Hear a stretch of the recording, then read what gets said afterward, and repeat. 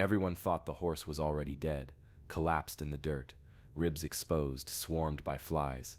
But when a young vet in training knelt beside him and whispered, "Not yet," everything changed. What followed was not just a recovery, but a rebirth that would inspire an entire town and prove the quiet power of never giving up. The heat clung to everything like a second skin. Asphalt shimmered, fence posts bled rust, and the wind came only in dry, mocking gasps. Outside the gates of the livestock yard, where the gravel gave way to hard-packed dirt, something lay motionless in the dust, so still it might have been mistaken for debris, but then it twitched. The gelding was barely more than bones stretched tight over suffering. His hide hung in sunken folds, each rib outlined like a cruel sketch. Flies swarmed his open wounds, black clouds nesting in the hollows of his eyes, crawling into the crevices of his ears, feasting. His tail didn't swat. His eyes didn't blink. He didn't lift his head when a car passed. He was dying, and everyone knew it. A boy on a bike slowed down just long enough to stare before pedaling faster. A woman inside a faded blue sedan turned away, hand over her mouth. Two ranch hands leaned against the fence, sipping gas station sodas, talking like he wasn't even there. "Been out there since last night," one said, not looking. "Left to die," the other muttered. "Ain't nothing to be done." Someone else took a picture from behind their car window. No one stepped closer. Not one voice asked if the horse could be saved. His front knees were scraped raw from collapsing more than once. Legs curled awkwardly beneath him like he'd folded wrong. Dried blood crusted along his shoulder. His breathing was ragged, if he was breathing at all. Every so often, his flank fluttered. That was the only sign he hadn't yet crossed over. The yard's gate sat cracked open, as if he'd been dumped without ceremony, without a name, just a numberless ghost waiting to be claimed by the sun. Time passed slowly in places like this, and still no one came. One of the ranch hands tossed a pebble in his direction, not to hurt him, just to see if he'd move. He didn't. Buzzards circled high above, casting slow, deliberate shadows across the dirt. Inside the yard, the auctioneer's voice boomed over the crackling loudspeaker. Numbers were called. Hammers fell. Money changed hands. Life went on. But just outside that gate, death waited quietly, sinking its teeth into a creature everyone had already written off. And still, no one stepped forward. The truck's engine sputtered as it rolled to a stop just off the shoulder, gravel crunching under worn tires. Dust drifted lazily in the air behind it, rising like smoke from a fire long burned out. The driver's side door creaked open, and a boot hit the ground, scuffed leather, sun-bleached at the toes. Haven Brooks climbed out slowly, shielding her eyes with one hand as the midday glare met her full in the face. Her dark hair was tied back in a crooked braid, sweat already prickling at her collar. She'd just finished dropping off a vaccine shipment to the feed store. The livestock yard wasn't on her route, but something had caught her eye. She saw it in the same moment the wind shifted, saw the shape first, like driftwood on dry land. Then the smell hit her. Rot, iron, the stifling thickness of heat over open wounds. Her breath caught in her throat. She didn't move for several seconds, just stood there, staring across the dust-blown stretch of dirt at the figure curled near the yard's open gate. It looked like a horse only if you squinted hard enough, just enough muscle left to hold the shape, just enough life left to look back. A man near the fence sipped from a styrofoam cup and watched her, then nudged his friend and chuckled. Haven didn't care. Her boots crunched forward. Every step closer made it worse. The flies were a living veil, crawling in dense swarms over the gelding's eyes. His mouth, the raw meat of his shoulder. His chest barely rose. His body shuddered with each breath like it was something he had to beg for. Still, he didn't flinch. Haven crouched beside him slowly, movements deliberate, gentle. She could hear her own pulse in her ears. "Hey," she said softly, voice breaking the heavy silence between the dying and the living. "Can you hear me?" The horse didn't respond, but his left ear twitched once. She reached out, brushing flies from his cheek with the side of her hand. His skin quivered, not from fear, from exhaustion. She didn't cry. Not yet. She just sat with him. Behind her, someone scoffed. "Kid, you'll get maggots in your sleeves." but no one moved to stop her, and no one moved to help. Haven pulled her phone from her pocket and dialed. "Dr. Lane," she whispered, voice tight. "I found something. No, someone. He's still alive." Barely. Silence on the other end. Then, "Where are you?" Haven looked up at the cloudless sky, sweat rolling down her spine. She answered, and beside her the horse blinked. Just once. But it was enough. The heat wrapped around her like wet burlap, heavy, suffocating, thick with the stench of sweat, blood, and something older, decay. Haven pressed her sleeve to her nose, but it didn't help. Nothing could filter the smell of something dying slow in the sun. She crouched a few feet away, studying the wreck of a horse before her. His skin was torn and dry, crusted with blood where flies feasted without hesitation. They crawled over his eyes, down his nostrils, inside the corners of his mouth. His gums were pale, his tongue slightly visible through cracked lips. Every shallow breath looked like a mistake. Still, she didn't move back. Instead, she inched forward, one hand outstretched, palm low. "Easy," she murmured, though she wasn't sure who she was talking to, him or herself. The horse didn't flinch, didn't turn. But then, just as her shadow stretched across his front leg, a flicker, his eyelid twitched. It was so small, she nearly missed it, but it was there, a tired, broken, desperate blink. Haven's heart thudded so hard it echoed in her ears. She dropped to her knees, slow and careful, not caring that her jeans pressed into hot gravel, or that the sweat on her back had soaked through her shirt. "You're still in there," she whispered. More flies buzzed up around her, angry at the disruption. She didn't swat them away. Her hands moved instead to the horse's face, brushing back the crawling mass around his eyes, wiping them away with trembling fingers and quiet breaths. His skin was paper thin, hot to the touch, his jawline sharp from starvation. He didn't fight her. She glanced over her shoulder. No one was coming, no help, just heat and watching eyes. Her hand kept working, clearing away the worst of the insects from his face and throat. His ear twitched again, left side, just once, but to her, it felt like a signal. "Not yet," she whispered, leaning in so close her braid brushed against his cheek. "I know it hurts, but you're not done. You hear me? Not yet." He didn't respond, but he didn't stop breathing. A gust of wind rolled through the yard, lifting dust from the road. A loose scrap of plastic twisted past. The men near the fence kept their distance, squinting at her like she was a strange kind of fool. Maybe she was, but she stayed there, hand on his neck, as the sun blazed down, and time stood still. And for the first time that day, the dying horse wasn't alone. A shadow fell across the dust beside her, blocking the sun just enough to bring a flicker of relief, and then a voice followed, low and dismissive.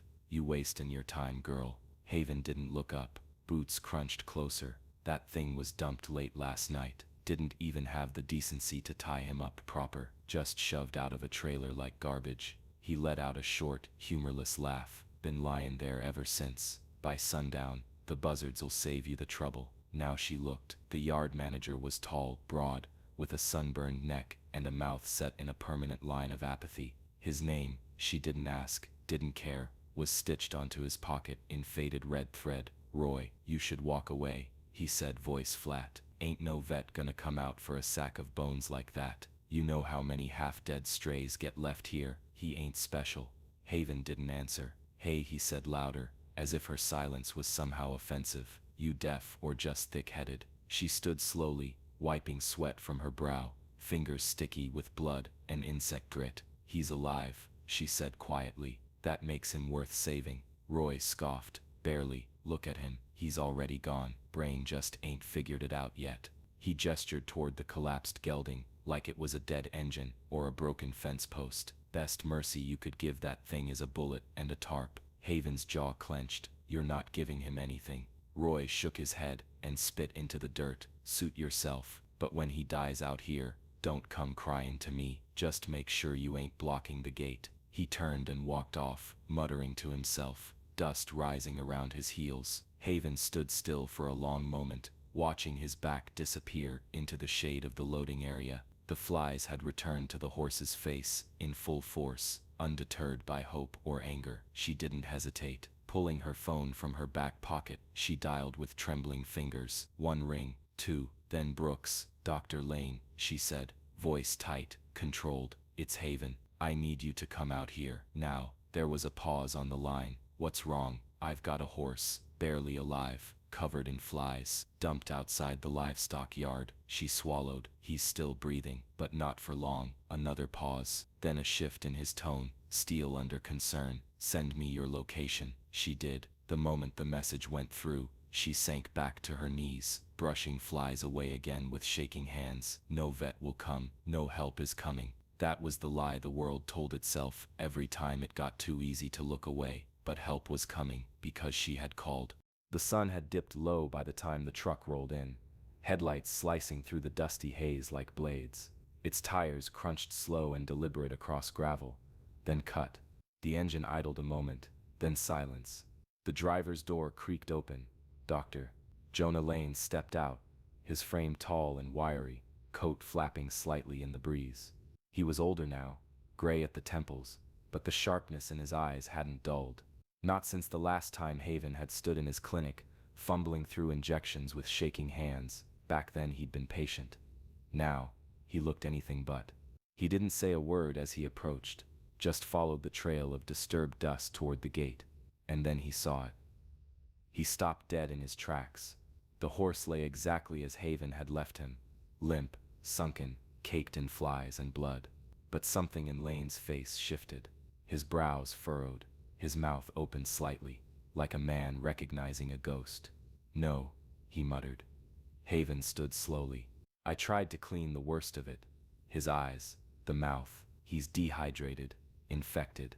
I think there's old scarring, maybe from racing, maybe worse." But Lane wasn't listening. He crouched beside the gelding, brushing back a flap of matted hair from the horse's shoulder. His fingers moved carefully along a raised patch of skin, hidden beneath layers of grime and rot. Then he stopped, pressed his thumb there, leaned closer. "Valor's echo," he breathed. Haven blinked. "What?" Lane didn't answer right away. He stood, his jaw tightening, eyes locked on the gelding, like he'd just unearthed a buried secret. "That's not a stray," he said, louder now. "That's him." Haven frowned. "I don't understand who." "Valor's echo," Lane repeated. "He was supposed to be sterile, the last of the war line, the bloodline that dominated endurance racing a decade ago, until it vanished. This horse should be dead. Hell, he was dead, according to the records." He looked at Haven now, his voice losing its softness. "Someone lied." A pause, then "We need to move, now." Haven's heart stuttered. Can he survive transport? "If we wait, he won't survive anything." Lane snapped, already moving. "Grab a tarp, and lead rope. We'll rig a sling in the bed. He won't stand, so we stabilize him where he is." "What about the yard manager?" she asked, glancing toward the shadows of the barn. Lane didn't even turn.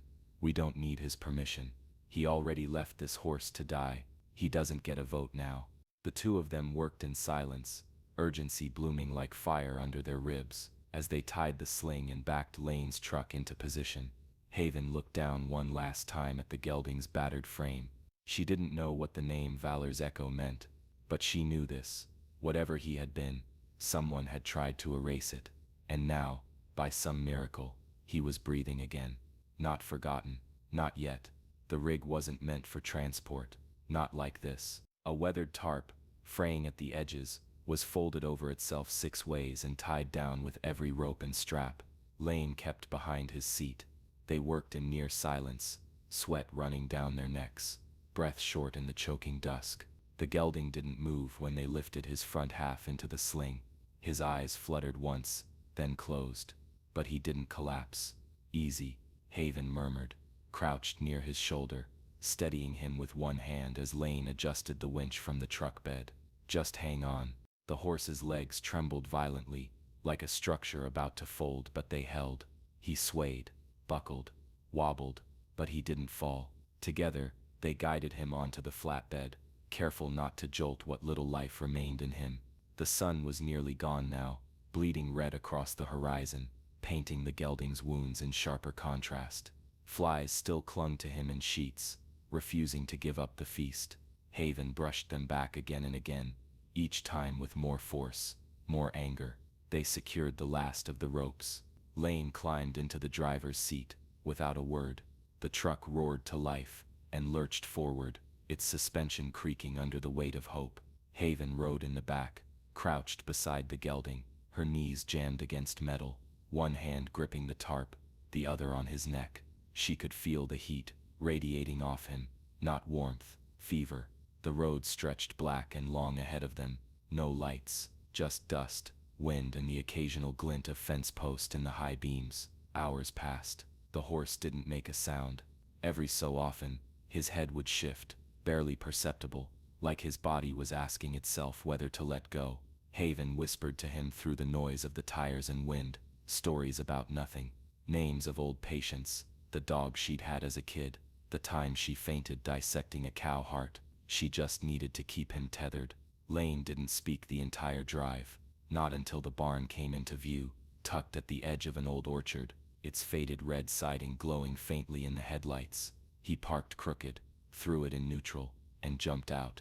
They didn't wait. The sling was undone in minutes. The gelding stumbled off the flatbed with a groan so faint it barely registered, his front knees nearly folding. Lane grabbed a shoulder, Haven grabbed a lead. They guided him, half limping, half dragged, into the barn's center stall. He collapsed the moment they cleared the door. Dust rose around him, flies circled, but his chest still moved, still breathing, still here. The water ran black at first, thick with grime, blood, and the remnants of suffering no creature should have been left to carry. Haven worked in silence, her sleeves soaked, hands raw. A soft light hung from the barn's rafters, casting long shadows across the stall as the night deepened around them. The gelding lay still, too weak to protest, his breath shallow but steady. Flies still lingered at the edges, relentless. Haven kept a damp cloth over his eyes to shield him from the light and the worst of the buzzing. She whispered to him between renses, her voice barely louder than the trickle of water down his spine. "It's coming off now. You're still in there." Dr. Lane moved methodically, jaw tight, fingers firm but gentle as he rinsed out the wounds. The deeper he scrubbed, the clearer the injuries became.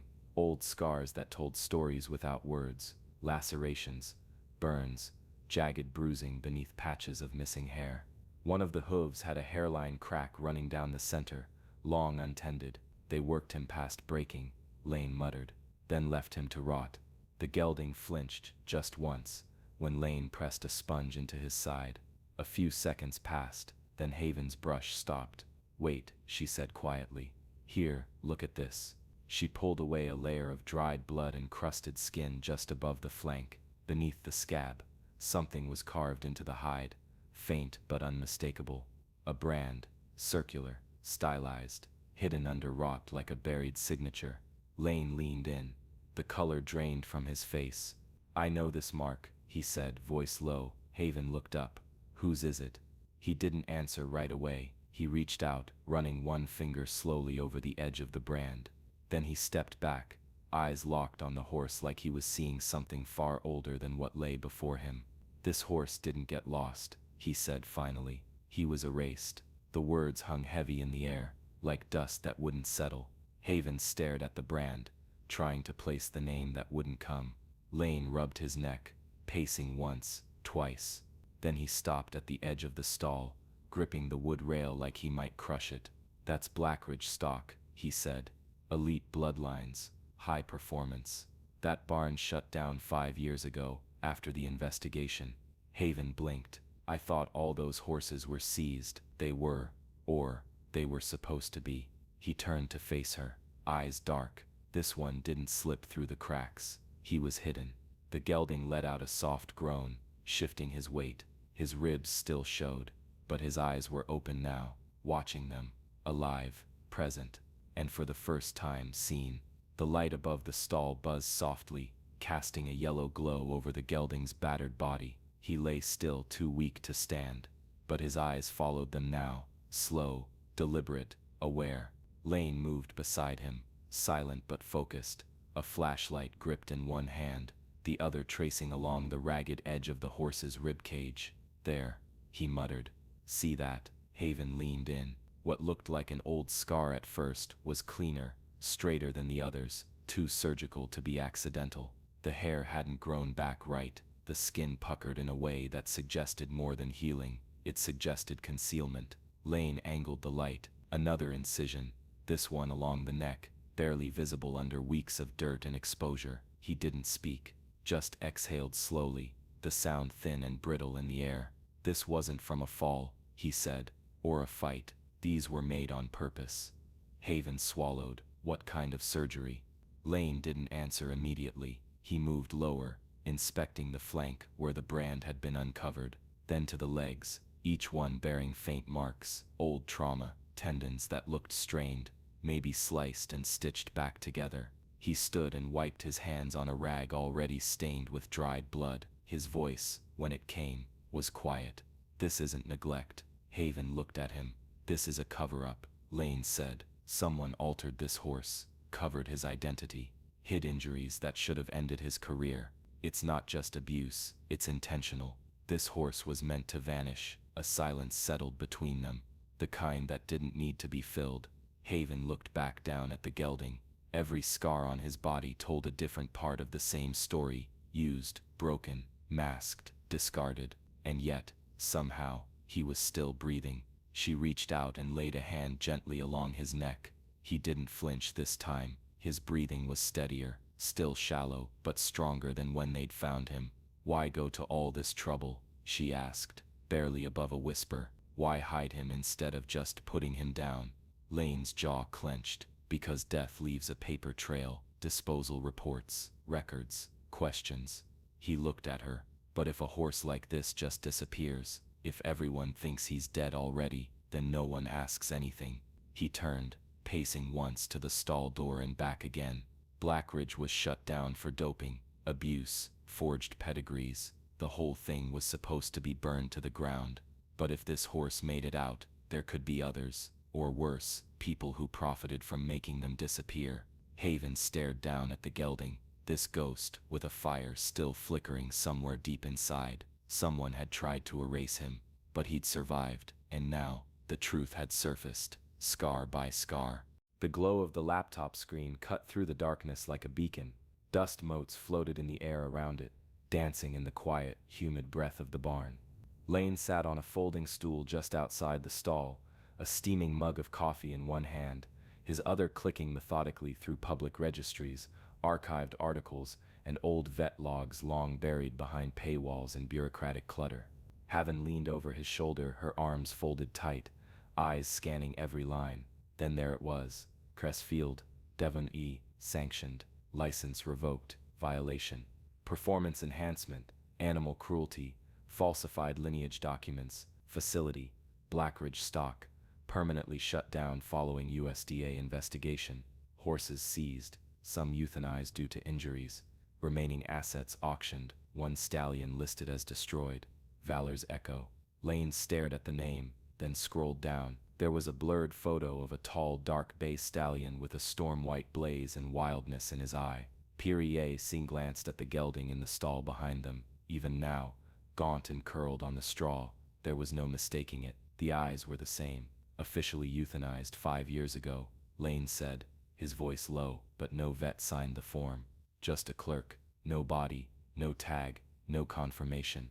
He looked up, face hard, just a disappearance. Haven whispered the name, Valor's Echo, a legend in his time, bred for endurance, undefeated at 6, then one bad race, then silence. Whispers had swirled, injury, sabotage, secret retirement, and finally, euthanasia. It had all been a lie. She looked back at the stall. The truth was lying in straw and blood, ribs rising and falling like a worn-out bellows. Lane clicked again. Another headline loaded. Crestfield settles out of court. No charges filed. Horses missing. Paperwork incomplete. No further investigation pursued. Haven's fists tightened. He bought his way out, she said bitterly. Let them cover it up. Bury it. Lane nodded slowly. He had money and friends who didn't want their names tied to cruelty. They wanted him gone quietly, so they made sure the horses disappeared even quieter. But this one didn't. No, Lane said, staring at the screen. This one lived. Behind them, the gelding shifted, groaning softly, his body still frail, but there was something new in his breath, something that held. Lane closed the laptop. This isn't just a rescue anymore. Haven looked at him.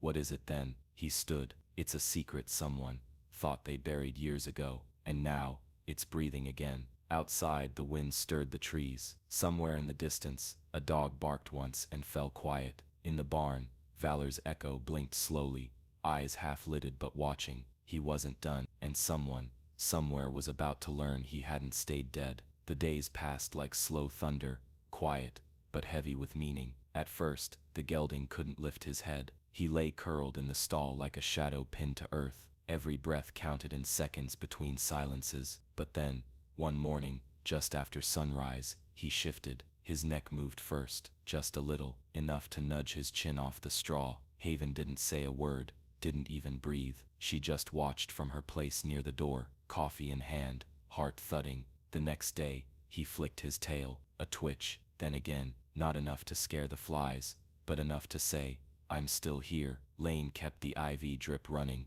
kept the mash soft, kept the lights dim, and the air moving. They didn't speak much anymore. They didn't need to. Every sound from the stall meant more than words. By the end of the week, the gelding tried to stand. His legs buckled, his chest heaved. He collapsed twice, but the third time, he held, and then he rose, shaky, stiff, but proud. It wasn't majestic, it wasn't clean, but it was real. 4 hooves planted, a head lifted, eyes wide and blinking in the low barn light. That was the moment Lane took down the makeshift curtain over the stall window, let the world look in, and it did. It started with a girl from town, came by with a basket of bandages and a hand-painted sign that read, "You're safe now." Then a local hay farmer dropped off 3 bales before dawn. No note, just left them near the barn doors like a quiet apology. People began to talk, not the way they had before, not with pity or mockery. This time, they spoke with awe, respect, maybe even guilt.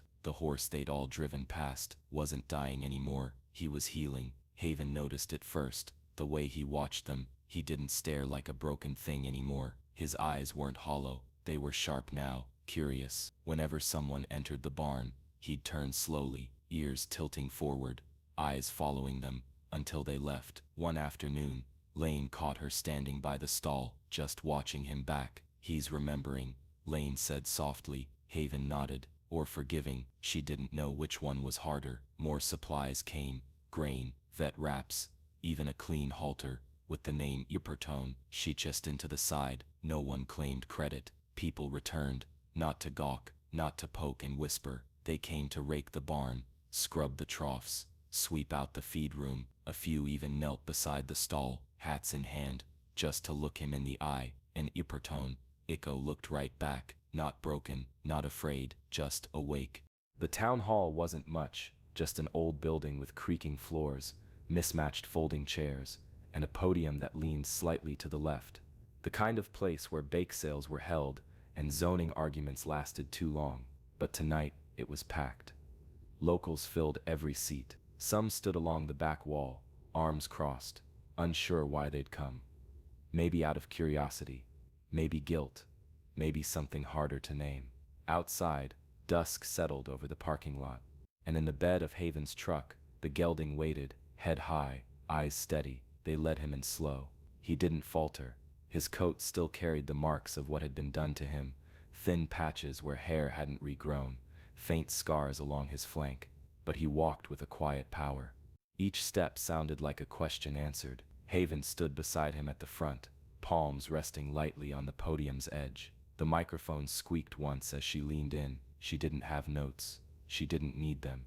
"Most of you know by now what happened," she said, her voice steady, though her hands trembled slightly. "You saw the pictures, heard the rumors, maybe even drove past him yourselves."